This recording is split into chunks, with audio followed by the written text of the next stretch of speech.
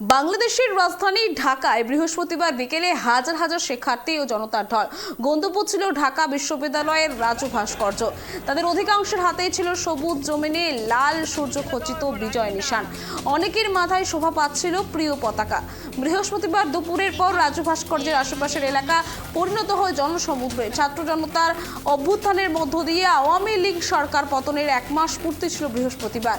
আর এই উপলক্ষে বৃহস্পতিবার শহীদ মার্চ কর্মসূচি পালন করেছে বৈষম্য বিরোধী ছাত্র আন্দোলন।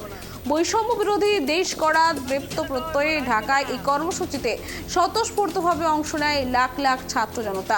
বিকেল 3:30টার দিকে শহীদ মার্চ ঢাকা বিশ্ববিদ্যালয়ের রাজু ভাস্কর্য থেকে শুরু হয়। এরপর বিভিন্ন সড়ক প্রদক্ষিণ করে শেষে কেন্দ্রীয় শহীদ মিনারে এসে এক সংক্ষিপ্ত সমাবেশের মধ্য দিয়ে শেষ হয় কর্মসূচি।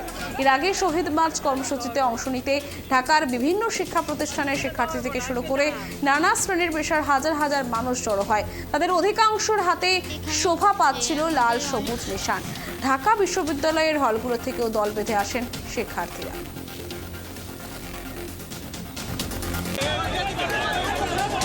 ছাত্ররা 15 তারিখ থেকে আমাদের কোটা সংস্কারের দাবি নিয়ে আমরা রাজপথে ছিলাম এবং এই দাবি এক দাবি থেকে 2, 3, 4, 8, 9 এরকমভাবে বিভিন্ন প্রকারের দাবিতে পরিণত হয়েছে। কিন্তু এই পরিণতির পিছনে কারণ কিন্তু আওয়ামী লীগ সরকার, কারণ তারা কিন্তু কোনো একটা শান্তিপূর্ণ মিছিল বা আন্দোলনকে কখনো সমর্থন দেয় নাই।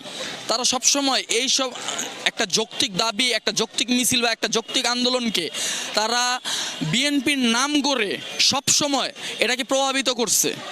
তারা সবসময় এটাকে ইঙ্গিত করছে যে বিএনপি উস্কানি দেয় এবং এভাবে কইরা হচ্ছে, কিন্তু তৃতীয় পক্ষ উস্কানি দিচ্ছে এবং আমরা সেটা করছি। কিন্তু না, আমরা মোটেও এরকম ছিলাম না। আমাদের একটা যৌক্তিক দাবি ছিল। এই যৌক্তিক দাবির জন্য হাজার হাজার স্টুডেন্ট মারা গেছে। সে আবু সাইদ বুক পেতে দিয়েছে, তারা কিন্তু গুলি করার সময় একবারও চিন্তাও করেনি সে পুলিশ অফিসার। তাহলে বুঝতে হবে যে তারা কতটুকু ক্ষমতা পুলিশকে দিয়েছিল এবং পুলিশকে দিয়ে কত রকমের অপকর্ম করিয়েছে। আমরা এরকম অনেক ভিডিও দেখেছি যে ছাত্রদেরকে ধাওয়া পাল্টা নিতে তাদের পায়ের রক পর্যন্ত কেটে দিয়েছে।